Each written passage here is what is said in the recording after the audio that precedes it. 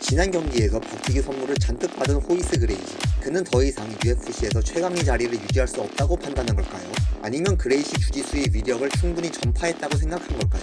켄 샴락과의 경기가 무승부로 끝난 이후 그레이시 가문은 UFC 참가와 운영에서 손을 떼기로 결정했습니다. 반면 그레이시 상대로 패배하지 않은 유일한 남자 켄 샴락. 라이벌이 이탈한 UFC에서 샴락은 단독 최강자로 여겨졌습니다. 샴락의 시대가 얼마나 오래 갈까에 대한 이슈가 제기되는 가운데 샴락 최강자론에 강하게 이의를 제기하는 한 남자. 세계에서 가장 위험한 남자로 달성 못한 업적을 2개나 가지고 있었던 댄 세번이 샴락이 위상을 넘보며 도전장을 내밀었습니다.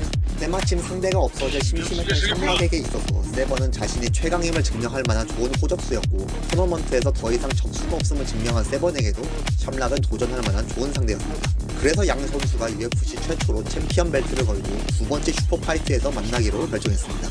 이들이 만나기로 한 날짜는 1995년 7월 14일, 장소는 와이오밍주 캐스퍼 이벤트 센터였습니다. 샴락과 세번이 없는 토너먼트, 세번의 아들들에겐 전호의 기회였습니다. 또 2회 대회에서 준우승한 이후 K1의 외근 나갔던 스미스도 기회로 붙잡고 토너먼트에 합류하였습니다. UFC 4회 출전했었던 앤서니 머시어스도 이탈자를 염두에 두어 번호표를 뽑고 기다렸습니다. 언제나처럼 새로운 참가자들이 눈에 띄었지만 우리 한국 선수는 없었습니다. 안타깝게도 삼풍백화점 붕괴 참사가 발생한 바람에 애도의 뜻을 담아 불참할 수밖에 없었습니다. And at the end of the evening, only one shall emerge victorious. 이번 대회에선 새로운 아나운서가 선수 소개를 진행했습니다. 목소리와 외모에서 간지를 내뿜는 이분의 이름은 마이클 버퍼. 현대 UFC에서 샤우팅을 담당하는 그 버퍼의 형이 자신과 같이 UFC에 데뷔한 선수들을 소개합니다.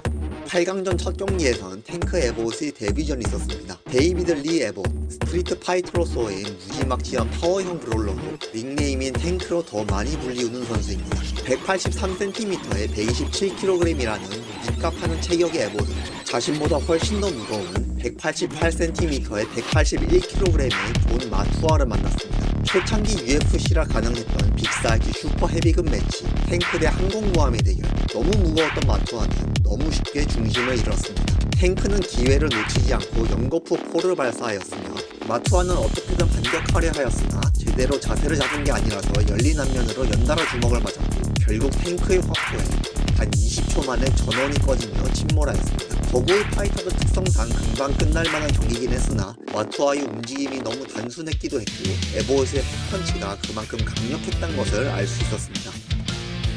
이 대회에선 유독 거구 파이터들이 많이 출전했는데요. 이번에는 키 203cm에 300파운드를 자랑하는 폴라베어 폴 베얼런스가 8강전 제2경기에 등장합니다. 그의 상대는 태권도를 무기로 들고 나온 칼 워셔. 어째 태권 파이터들이 유독 가위 포지션을 맞는 느낌이네요. 여하튼 시작하자마자 태권도 옆차기를 잘 보여줬으나 베얼런스의 압도적인 피지컬 밀어붙이기에 태권도는 봉인됩니다. 하지만 펀치 정확도에 있어서 압도적인 건 워셔이었습니다. 베얼런스의 붕붕훅은 죄다 빗나간 반면에 워셔의 펀치는 연달아 적중해서 북극곰을 밀려나게 만들었습니다. 머리를 숙이고 클린치로만 대항하는 베얼런스. 그런데 워셔은 여러가지 사실을 간과하였습니다. 자신이 밀어붙이고 있다는 사실에 발까지 같이 붙이고 싸우고, 속담에 틀린 말이 없다는 걸 잊은 것, 그리고 후두부 공격과 수직 엘보우가 가능했던 것, 큰 키와 힘과 맷집으로 감당이 가능했던 베얼런스. 자신보다 낮은 위치에 있던 워셔의 뒤통수에 수직 엘보우를 정통으로 가격하여 바로 기절시키며 경기를 자신이 승리로 가져갑니다. 안면에 데미지를 입고도 가뿐히 준결승 티켓을 타낸 베얼런스였습니다.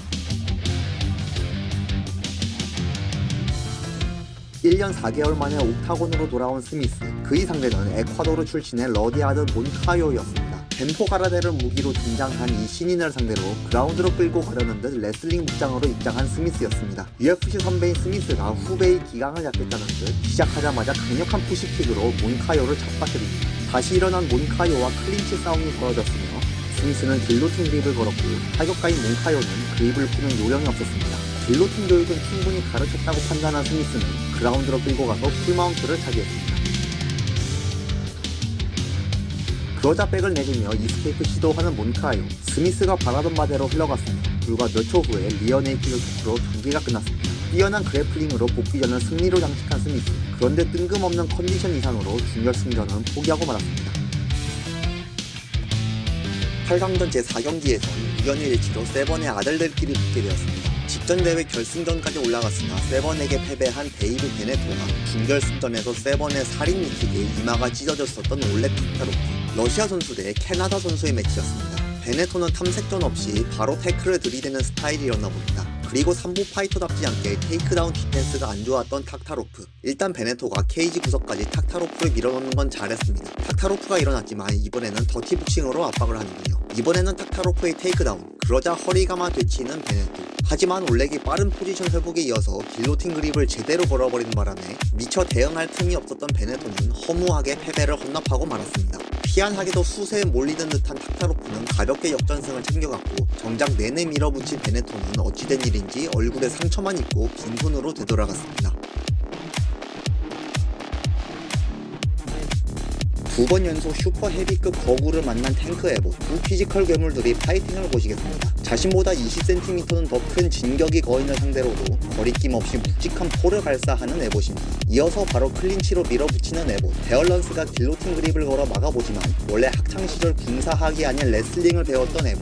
싱글렉 그립으로 전환한 후 2m의 거인을 넘어뜨렸습니다. 베어런스도 레슬링을 조금 배워서 사이드 마운트를 안 내주려고 레그락을 걸어줬지만 그것만으로 상위 포지션에서 가야지는 에봇의 압박을 막기엔 부족했습니다. 양쪽 포신에서 뿜어져 나오는 살인적인 컵포에 북극곰이 맞은 데미지는 상당했고 북극곰의 생태계 보호를 위해 레프리가 경기를 종료시켰습니다. 워셔에 이어 탱크에게 얼굴에 상처만 입은 채 무너진 거인을 뒤로하고 에봇이 결승전에 진출했습니다. 스미스를 대신하여 준결승 진출권을 얻어낸 앤서니 머시어스. 그는 UFC 4 이후 그래플링을 보강하여 돌아왔습니다. 그렇게 돌아와서 탁타로프를 준결승전에서 만났는데 그래플링 뽕에 너무 심취한 나머지 세계 최고의 3비스트를 상대로 무지성 닥돌하는 최악의 자충수를 두고 말았습니다. 순간적으로 멈칫한 그 잠깐의 타이밍에 머시어스가 싱글랩을 잡은 동시에 올렉이 길로틴 그랩에 걸렸고 길로틴 초크에 제대로 걸린 머시어스가 탭을 침으로써 단 9초 만에 탁타로프에게 역대 최단 시간 승리를 헌납하였습니다. 허무하게 기회를 날려먹은 머시어스에게 감사를 표하며 결승전까지 체력 손실 없이 올라간 탁타로프입니다. 드디어 켄 샴락 대 벤 세번이 슈퍼파이트의 차례가 왔습니다. UFC 최초의 타이틀전을 두고 만난 양선수. 세번의 세 번째 UFC 경기였고 샴락은 네 번째 출전이었습니다. 경기 전 승자 예측에선 의외로 세번이 탑독이었습니다. 아마도 체격의 우위와 어그레시브 때문이 아니었을까 싶네요. 경기 보시겠습니다. 국대급 레슬러 상대로 주저없이 태클 들어가는 샴락, 앞발을 뒤로 빼내며 가볍게 막아내는 세번. 이어서 그레코로만 레슬링으로 종목 변경하는 양선수입니다. 치열한 어깨 싸움을 펼치는 두 타이탄. 문득 정신이 들었는지 샴락이 니킥 후 클린치를 떼어냅니다. 상대적으로 웰라운드했던 샴락이 타격을 시도했지만 정작 타격을 맞춘 건 세번이었습니다. 그리고 다시 클린치. 두 선수의 치열한 레슬링 수싸움 끝에 승기를 잡은 쪽은 샴락이었습니다. 샴락이 길로틴 초크 대 세번의 더블랙 그립이 진검승부. 세번은 길로틴을 푸는 대신 테이크다운 시도를 선택했습니다. 목을 조이는 초크였으므로 결국 힘이 풀린 세번이 탭아웃. 샴락이 승리를 차지함과 동시에 UFC 최초의 무제한급 챔피언에 등극하였습니다. 팽팽했던 2분이었지만 한순간의 선택으로 결과가 극명하게 나는 초창기 UFC 수준 높은 탑 컨텐더들다운 경기였습니다.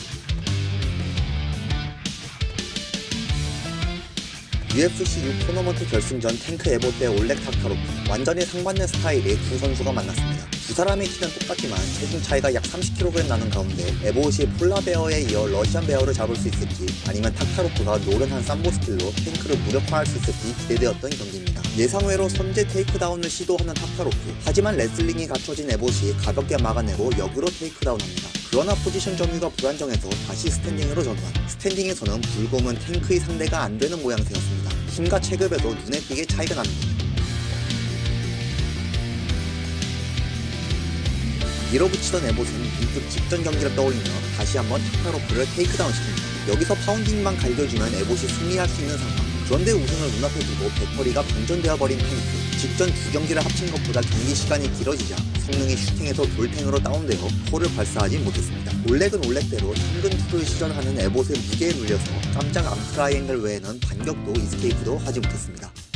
5분 후 스탠딩 전환. 그나마 체력이 남아있던 탁타로프가 타격을 걸어보지만 도리어 탱크에게 목을 감겨버립니다. 그리고 클린치 후 아까와 같은 상황의 반복.